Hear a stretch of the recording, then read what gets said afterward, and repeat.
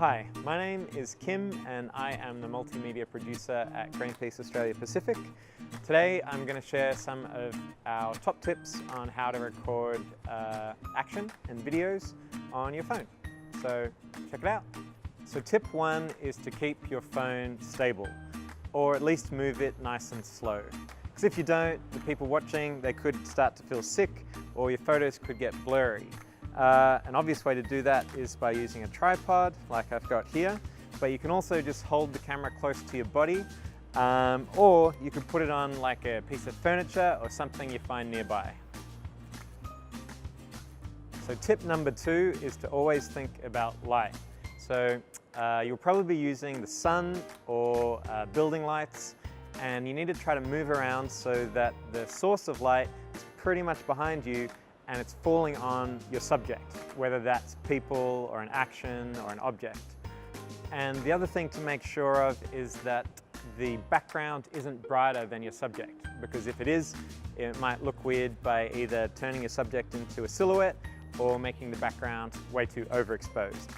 Okay, so tip 3 is try to record sound in some place that there's no wind and it's quiet, because often wind and location noise can ruin your sound. To make it easier, you could buy a mic for your phone, like this one. They usually cost between like 20 to 100 bucks. If you don't want to do that, then you can also use the headset that you might have in your headphones. That can work pretty well as well. The thing to remember is that if you are recording just with the inbuilt mic in the phone, that it picks up all the noise, not just the noise that you're trying to record. So tip 4. Get all the important things in the shot. Sounds really obvious, but it's still the most important bit.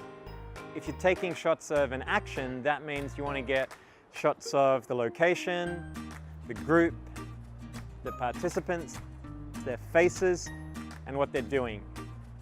Now, sometimes it's not possible to get that all in the one shot, so then if you're taking photos, you could get a series of shots. Or if you're shooting video, you could pan the camera and capture everything in a longer shot. So tip 4.1 is avoid the unimportant things, like these rubbish bins. So tip 5 is tell a story. It's much more interesting if your images have a narrative. They tell a story with a beginning, middle, and an end.